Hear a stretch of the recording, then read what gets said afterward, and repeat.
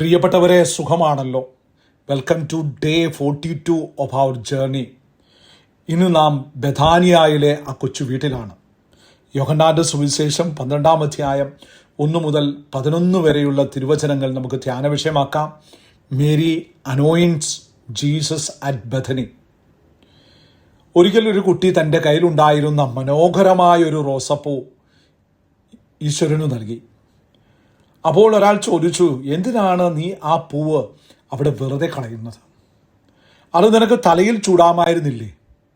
കുട്ടി ചിരിച്ചുകൊണ്ട് പറഞ്ഞു, ഇത് കളയുന്നതല്ല, ഇത് സ്നേഹത്തിൻ്റെ സുഗന്ധമാണ്. ഇതെനിക്ക് നൽകിയവന് തന്നെ ഞാൻ തിരികെ നൽകുന്നു. Love is not a waste, it is an offering. നമ്മൾ ദൈവത്തിന് നൽകുന്നതൊന്നും നഷ്ടമല്ല, അത് സ്വർഗത്തിലെ നിക്ഷേപമാണ്.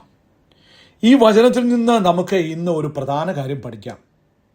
സ്നേഹത്തിൻ്റെ പരിമളം, the fragrance of extravagant love. മറിയം തൻ്റെ കയ്യിലുണ്ടായിരുന്ന വിലയേറിയ സുഗന്ധ തൈലം കൊണ്ട് യേശുവിൻ്റെ പാദങ്ങൾ കഴുകി. അപ്പോൾ യൂദാസ് പറഞ്ഞു, ഇത് വിറ്റ് പാപങ്ങൾക്ക് കൊടുക്കാമായിരുന്നില്ലേ? ഇതൊരു ധൂർത്തല്ലേ? Is this a waste? പക്ഷെ യേശു പറഞ്ഞു, അവളെ വിടുവിൻ, പാപങ്ങൾ എപ്പോഴും നിങ്ങളുടെ കൂടെയുണ്ട്, ഞാനോ എപ്പോഴും ഉണ്ടായിരിക്കില്ല. മറിയം തൻ്റെ പക്കലുള്ള ഏറ്റവും മികച്ചത് യേശുവിന് നൽകി. Love doesn't calculate, it gives everything.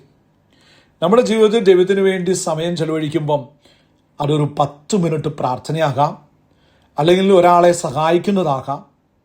നമ്മുടെ മനസ്സ് ചിലപ്പോൾ പറയും, ഇത് സമയനഷ്ടമല്ലേ എന്ന്. എന്നാൽ ഓർക്കുക, മറിയം തൈലം ഒഴിച്ചപ്പോൾ ആ വീട് മുഴുവൻ സുഗന്ധം കൊണ്ട് നിറഞ്ഞു.